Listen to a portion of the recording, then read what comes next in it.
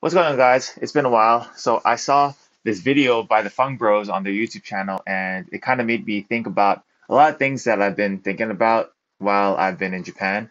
And I just kind of wanted to react to it and give you some thoughts that I had on it. Vice just put a bunch of Asians in a room to argue with each other. What did they talk about, and what can we learn from it? I have not seen this video yet, but let me guess, Andrew. It's a bunch of different Asians with a bunch of different life perspectives just arguing about controversial issues. Yeah, we got some clips and some topics I want to pull from the video, Dave. We'll watch them together. We'll analyze it. Maybe we'll provide some of our fun, creative solutions. Who knows? Let's get into the first clip. The first clip is about assimilation. Assimilation. Is it a good thing? Is it a bad thing? Is it a burden? Is it an opportunity? Assimilation, I think I would define that as, in part, I think necessary to an extent because we are forced to in order to navigate this country. So I would say learning the language, learning how to properly behave, for example. That's in part kind of assimilation, making sure that you are kosher in this society. And I think in part that means survival. I think assimilation is not just a great thing, it's a necessary thing. No society can hold together where people have nothing in common, they don't speak the same language, they don't practice the same things. And you may look at something like just food habits or what you eat and think that's fairly frivolous. But the truth of the matter is that on a broader level, we're talking about more big picture things, differences in race, culture, religion, all these things. People have fought wars, violent wars, killed each other over these things for thousands of years. If America is to hold together, assimilation, not just good or bad, necessary. I don't think it's going to be possible for America to survive as a stable, functioning society if people don't, to some degree, say, well, here's what we're going to commonly agree upon. Who gets to choose it? The majority culture, I suppose. And what's majority culture? People with power. And who's people with power? People with power. White people. Well, I don't know. That's, Yo, this is funny, man. Ben Lee Shapiro, he came through. And obviously, I would say, interestingly enough, Andrew, obviously you have like a left side and a right side represented in this debate, but it's not like they were on opposite ends. The first girl was like, yeah, I think assimilation is good, maybe to a 6 or a 7 out of 10 level. And the second guy came through and was like, how about a 10 out of 10 level? That's the way the system will work the best. And then, of course, the comedian girl at the end is like, white people, huh? Is that what we're going to have to all become Judeo-Christian, Anglo, wannabe? Yeah. Is that what you're saying? I think it's so funny that I used to talk a lot with Andrew and David, and David totally does these accents, bro. This is like the perspective that I've gained coming to Japan and kind of having to assimilate here in a different country. It's just like there's one thing that I've realized is at what point is assimilation necessary, you know? Because the thing is, assimilation is a two-way street, you know? There's me as the foreigner trying to come and assimilate into Japan, but also there's the actual Japanese people and how they accept me for how much I've assimilated, you know? And I think that part is not discussed a lot in the conversation. So I think the real question is how much, at what point have I assimilated? You know, at what point has a foreign or an Asian American person assimilated into American culture? You know, so maybe there must be some type of benchmark or something that we should all agree upon to see, oh yeah, so this person's assimilated this much. And then after that point, if they still get slander, uncalled for racism, then I think that's the point where that's the other person's problem, not ours, you know, because we've assimilated enough to the point where we're, Americans. Is it fair to put all the blame on the person who's trying to assimilate and not put on, some of the blame on the other people who need to try to meet him halfway there? Isn't that the whole point of being in a society? You do enough, the best that you can do, and then it's the point of other people to try to meet you halfway or do their best, you know? And I think that's what makes society grow.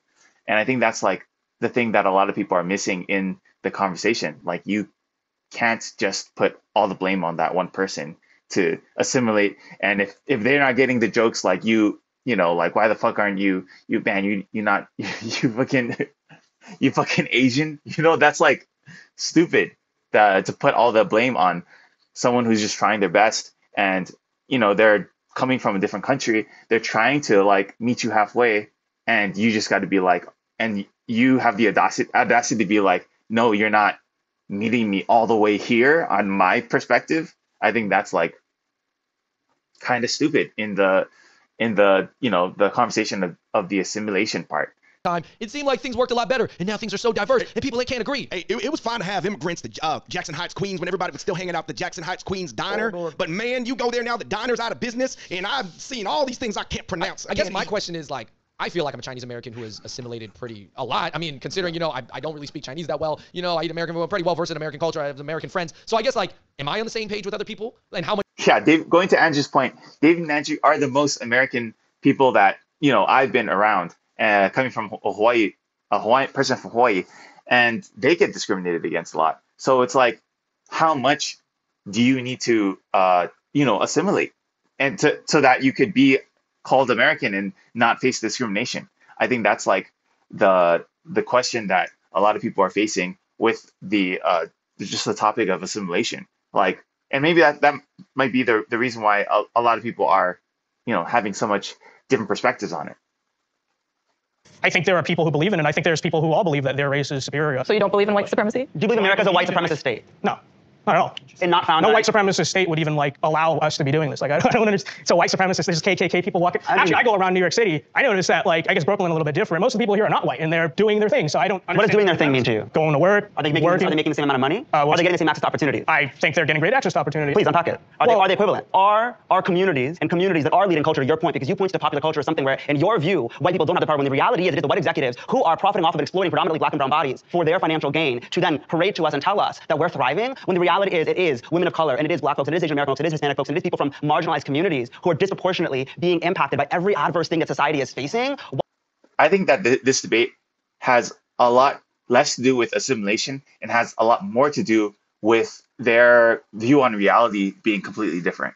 Vince is being very, kind of like the Ben Shapiro of the group, like conservative, like kind of saying like audaciously like, racist remarks. But then coming from his perspective, he's just being like, this is the amount of assimilation that I've had to endure to be accepted part of the group in Florida in the white collar type of job that he's been in. Whereas the other people, they've assimilated enough, and then they've gotten their group, of people that they hang out with every day, and that's being, that group that they're with every day, obviously that's being American to them. But then, here comes another person from a different, place that says, yo, you're not assimilated enough, and, obviously that's going to hurt, being like, yo, I'm American. I've been doing this. I communicate in English. I can, I exist here. I have a say and stuff like this. Whereas, people who that are coming from those more conservative states, they have to be around more conservative, racist people.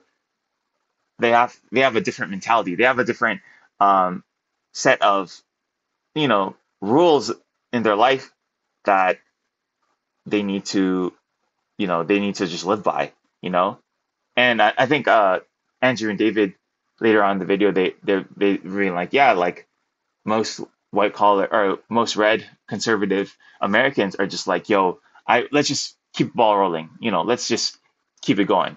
And I think that works over in the state that they're coming from. A lot of the Asian Americans that are there, obviously they're overpowered.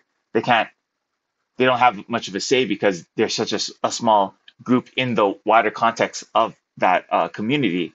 So they don't have much to say, so they just kind of keep to themselves and be like, okay, cool, we'll just keep going, Whereas, coming from Hawaii, coming from the more liberal states, California, like that, obviously the Asian Americans, they encompass more than 25% of, of the whole community. And obviously there's more diversity in the community. So obviously the white people or the white people who we're going to be, have more of a say in like a red state like Florida, they have less of a say, and they have to accommodate more towards the, the diversity that's there. So obviously for someone that comes from California, it's kind of like rude to be like, yeah, that's to just gloss over all the, the inhumane stuff that they've had to endure.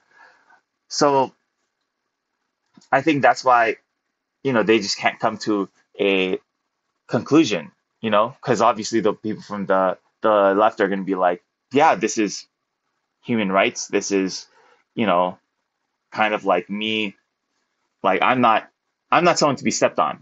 That's kind of like what the mentality is for someone, an Asian American that is, has more rights in California and stuff.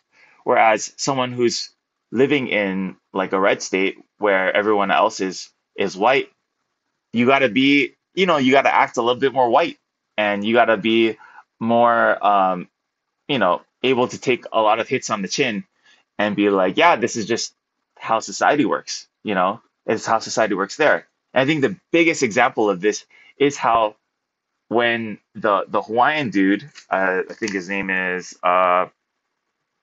Micah, when Micah comes in and he starts explaining, oh yeah, in Hawaii this is how it is, and stuff like that, you see everyone genuinely being like, oh, so that's how it is over there. I live in San Diego now, but I'm originally from Honolulu, Hawaii, and my dad's born and raised from Kona. I am so close with my family. Just growing up, it's hard to explain, but being from Hawaii, like the aloha spirit is real. Being around your family, having that common courtesy for community is just something that I'm really proud of. And you feel like as it relates Man, right there, you could see everyone literally like tuning in and being more empathetic, because I think that's what it is. Like they're like, oh, Hawaii, that's completely foreign. Like maybe things kind of work in a different way there, and let me be genuinely interested.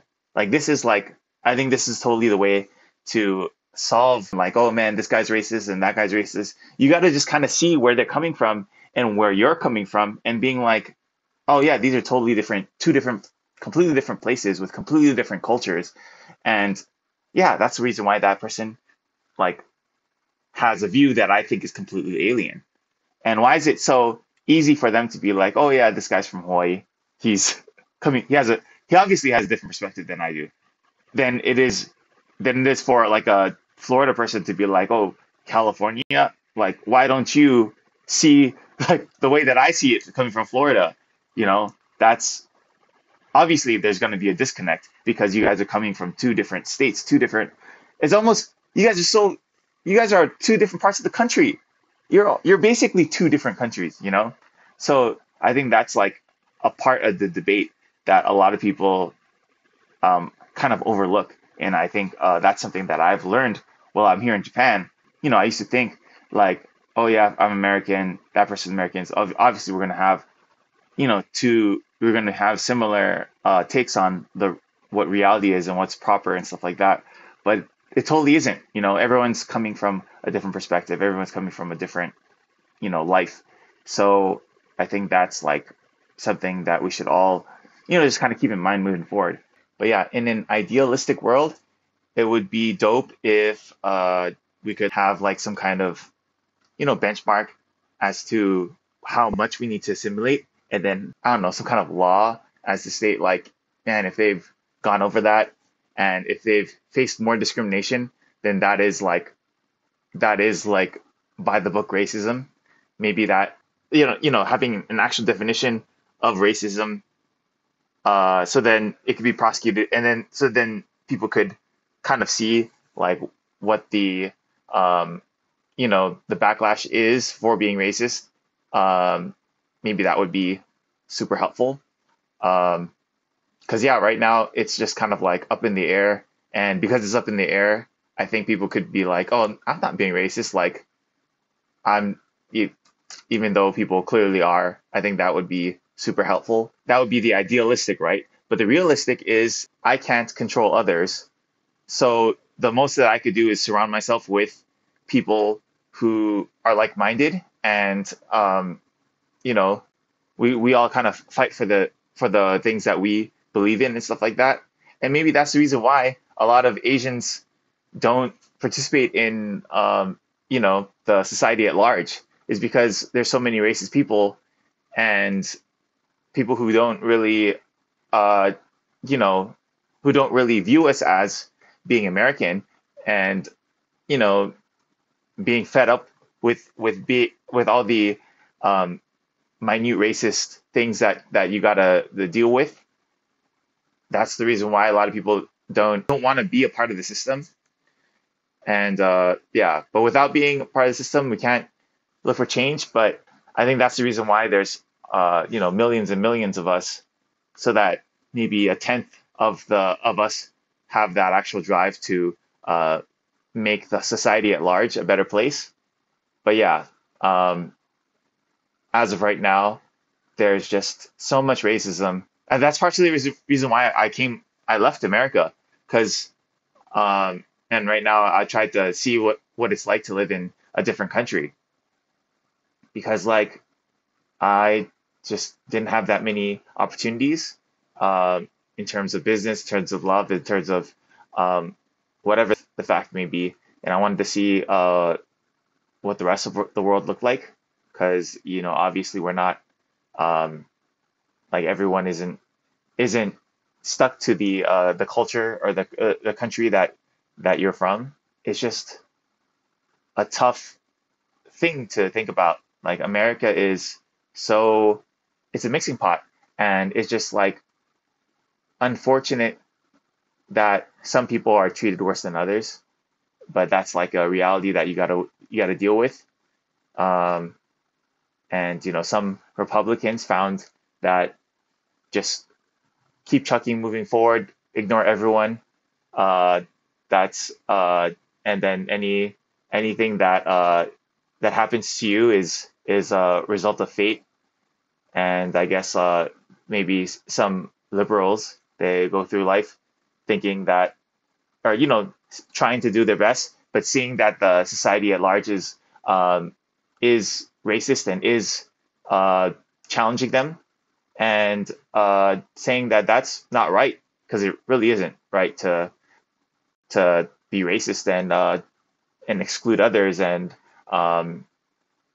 yeah, somehow making the reform to the community, to the culture at large, could help us in the long term. Um, but yeah, it's tough to reconcile those differences, because those are two different viewpoints.